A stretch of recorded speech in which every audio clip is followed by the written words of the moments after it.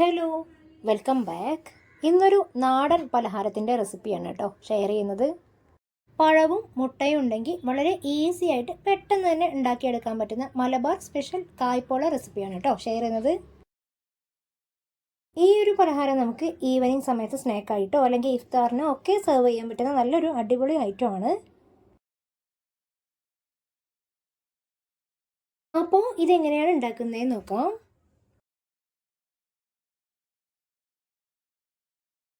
ആദ്യം 4 നേന്ത്രപ്പഴം എടുത്തിട്ടുണ്ട്. നല്ല വലുതാണെങ്കിൽ 2 എണ്ണം എടുത്താൽ മതി. തീരെ ചെറുതായതുകൊണ്ടാണ് 4 എണ്ണം എടുത്തിട്ടുള്ളത്. ഇനി ഇത് നീളത്തിൽ 4 ആയിട്ടൊന്ന് കട്ട് ചെയ്യണം. അതിനുശേഷം ഇതുപോലെ ചെറിയ പീസുകളാക്കിയിട്ട് കട്ട് ചെയ്തെടുക്കാം. ഒരുപാട് തിക്നെസ് കുറയ്ക്കുകയും വേണ്ട, ഒരുപാട് തിക്ക് ആവുകയും വേണ്ട. നിങ്ങൾ എൻ്റെ ചാനൽ ആദ്യമായിട്ടാണ് കാണുന്നതെങ്കിൽ ഒന്ന് സബ്സ്ക്രൈബ് ചെയ്ത് സപ്പോർട്ട് ചെയ്യണേ. 4 പഴവും ഇതേപോലെ തൊലി കളഞ്ഞ് കട്ട് ചെയ്തെടുത്തിട്ടുണ്ട്. ഇനി ഒരു പാനിലേക്ക് 2 ടേബിൾ സ്പൂൺ നെയ്യ് ഒഴിച്ചു കൊടുക്കാം. ഞാനിവിടെ കായ്പോള സെറ്റാക്കി എടുക്കാൻ വേണ്ടിയിട്ടുള്ള പാത്രം തന്നെയാണ് എടുത്തിട്ടുള്ളത്. ഇതിലേക്ക് 2 ടേബിൾ സ്പൂൺ കാഷ്യൂ നട്ട് ഇട്ടൊന്ന് റോസ്റ്റ് ചെയ്തെടുക്കണം.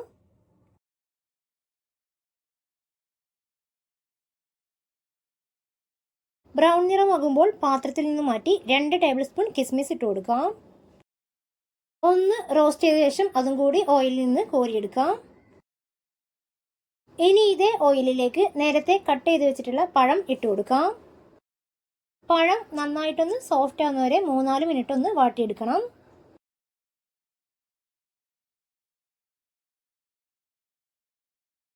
വാട്ടിയെടുക്കുന്ന സമയത്ത് പഴം കുത്തിയെടുക്കാതെ മെല്ലെ മെല്ലെ ഒന്ന് ഇളക്കിയെടുത്താൽ മതി.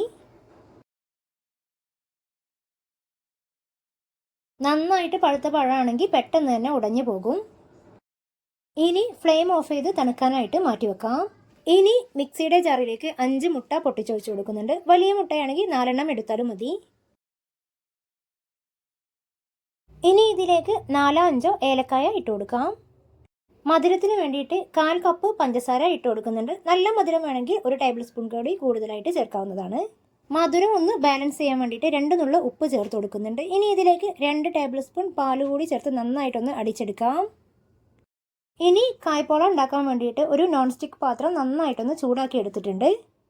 ഇത് കുറച്ച് ഹൈറ്റുള്ള പാത്രമാണ്. കുറച്ച് പരന്നിട്ടുള്ള പാൻ എടുത്താലും മതി.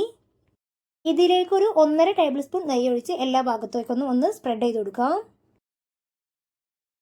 തീ നേരിട്ട് പാത്രത്തിലേക്ക് തട്ടാതിരിക്കാനായിട്ട് അടിയിലെ പഴയൊരു പാൻ വെച്ച് കൊടുത്തിട്ടുണ്ട്. ഇനി പാത്രത്തിലേക്ക് മുട്ട മിക്സ് ഒഴിച്ചു കൊടുക്കാം. ഇനി വാട്ടിയെടുത്ത പഴം ഇതിലേക്ക് ഇട്ട് കൊടുക്കാം. നേരത്തെ റോസ്റ്റ് ചെയ്ത് വെച്ചിട്ടുള്ള കാഷ്യൂ നട്ടും കിസ്മിസും അതിൽ നിന്ന് പകുതി എടുത്ത് ഇതിലേക്ക് ഇട്ട് കൊടുക്കാം. ഇനി എല്ലാം കൂടെ മെല്ലെ ഒന്ന് മിക്സ് ചെയ്തെടുക്കണം. പഴം എല്ലാ ഭാഗത്തേക്കും എത്തുന്ന വിധത്തിലായിരിക്കണം മിക്സ് ചെയ്യേണ്ടത്. പാത്രത്തിലേക്ക് ഓരോന്നും ഒഴിക്കാതെ ഒരു ബൗളിൽ എല്ലാം കൂടി ഒന്നിച്ച് മിക്സ് ചെയ്തതിന് ശേഷം ഈ പാത്രത്തിലേക്ക് ഒഴിച്ചു കൊടുത്താലും മതി.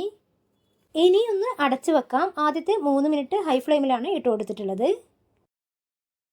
അതിനുശേഷം ഏറ്റവും ലോ ഫ്ലെയിമിലിട്ട് 10 മിനിറ്റിന് ശേഷം തുറന്ന് മുകളിൽ നേരത്തെ വറുത്ത് വെച്ചിട്ടുള്ള ബാക്കി കിസ്മിസും കാഷ്യൂ നട്ടും ഇട്ട് കൊടുത്ത് ഒന്ന് ഡെക്കറേറ്റ് ചെയ്യാം. വീണ്ടും അടച്ചു വെച്ച് 25 മിനിറ്റ് ലോ ഫ്ലെയിമിൽ തന്നെ ഒന്ന് കുക്ക് ചെയ്തെടുക്കണം. മുകൾ ഭാഗം നല്ലൊരു ടെക്സ്ചർ കിട്ടാൻ വേണ്ടിയിട്ട് എണ്ണ തടവിയ ഒരു പാനിലേക്ക് മറിച്ചിട്ട് 1 മിനിറ്റ് ഒന്ന് കുക്ക് ചെയ്തെടുക്കാം.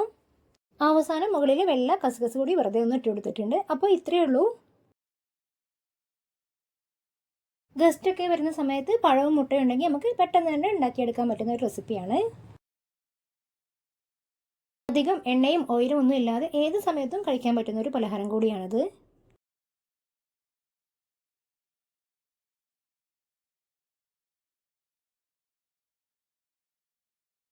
വളരെ എളുപ്പത്തിൽ ഈസി ആയിട്ട് ഉണ്ടാക്കാൻ പറ്റുന്ന ഈ ഒരു റെസിപ്പി ഇതുവരെ ട്രൈ ചെയ്യാത്തവരുണ്ടെങ്കിൽ ഒന്ന് ട്രൈ ചെയ്തിട്ട് ഫീഡ്ബാക്ക് അറിയിക്കണേ. പുതിയൊരു വീഡിയോയുമായി വീണ്ടും വരുന്നത് വരേക്കും ബൈ.